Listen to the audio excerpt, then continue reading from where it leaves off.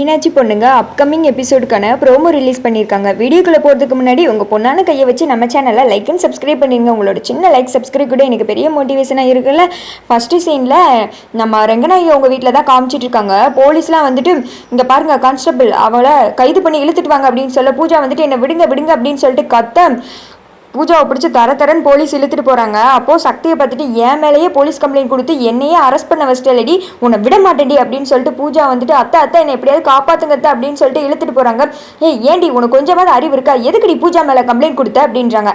அவள் தான் அத்தை ரோஹித் ப்ரோவை கொண்டிருக்கா அப்படின்றாங்க.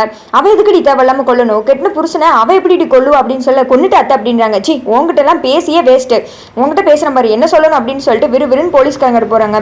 ஏன் சார் நீங்கள் இப்படி பண்ணிக்கிட்டு இருக்கீங்க, நேற்று நைட்டு என்கிட்ட பேசுனீங்கல்ல, அப்போ இதை பற்றி சொல்லியிருக்கலாம்ல, எனக்கு முன்ஜாமீன் வாங்குறதுக்காக கொஞ்சம் டைம் கொடுங்க, பூஜா இங்கே இருக்கட்டும் அப்படின்றாங்க. என்ன மேடம் இப்படி பேசிகிட்டு இருக்கீங்க, இது கிரிமினல் வழக்கு, இதுக்கு முன்ஜாமீன்லாம் கிடையாது, உங்களுக்கே தெரியும்ல, எல்லாம் தெரிஞ்சு இப்படி தெரியாத மாதிரி பண்ணிட்டு இருக்கீங்க, நாங்கள் இப்போதைக்கு கூட்டு போகிறோம், நீங்கள் அடுத்து வந்து என்ன வேணால் பார்த்துக்கோங்க அப்படின்னு சொல்ல சக்தி கிட்ட எங்கே வெற்றி அப்படின்னு சொல்லி கேட்குறாங்க. இந்த கேஸ் விஷயமா வக்கீலை பார்க்க போயிருக்காரு, இவளுக்கு கண்டிப்பாக ஜெயிலு தான் அப்படின்னு சக்தி சொல்ல ரெங்கநாயகி வந்துட்டு முறைக்கிறாங்க. அத்தை அத்தை என்னை எப்படியாவது காப்பாற்றுங்க அப்படின்னு பூஜா கெஞ்ச வண்டி எடுத்துட்டு அவங்க எல்லாரும் கிளம்பிடுறாங்க. ஏன்டி இப்படி பண்ணிக்கிட்டு இருக்க, நைட்டு இவ்வளவு பிரச்சனை நடந்திருக்கே, என்கிட்ட ஒரு வார்த்தை சொல்ல மாட்டியா, நீல இந்த வீட்டு மருமக தானே அப்படின்னு ரெங்கநாயகி சக்தியை பார்த்து கேட்க, ஏன் அத்தை பூஜாவுக்கு ஒரு பிரச்சனைனா தான் நான் இந்த வீட்டு மருமகளா அவங்க கண்ணுக்கு தெரியலனா, அதுக்கு முன்னாடியெல்லாம் தெரியல அப்படின்னு சொல்ல சரண்யா சொல்றாங்க. இவ கண்டிப்பா கொலை பண்ணியிருக்கிறவ தான், அப்படிப்பட்ட வேலை தான் இவ பார்த்திருப்பா, என் குழந்தைவே கொலை பண்ண பார்த்தவ தானே, கண்டிப்பா அதை பண்ணிருப்பா அப்படின்னு சொல்லிக்கிட்டு இருக்க ரெங்கநாயகி முறைச்ச மணிக்கு நின்றுக்கிட்டு இருக்காங்க. அதோட பாத்தீங்கன்னா இந்த ப்ரோமோ வந்துட்டு முடிஞ்சிருது.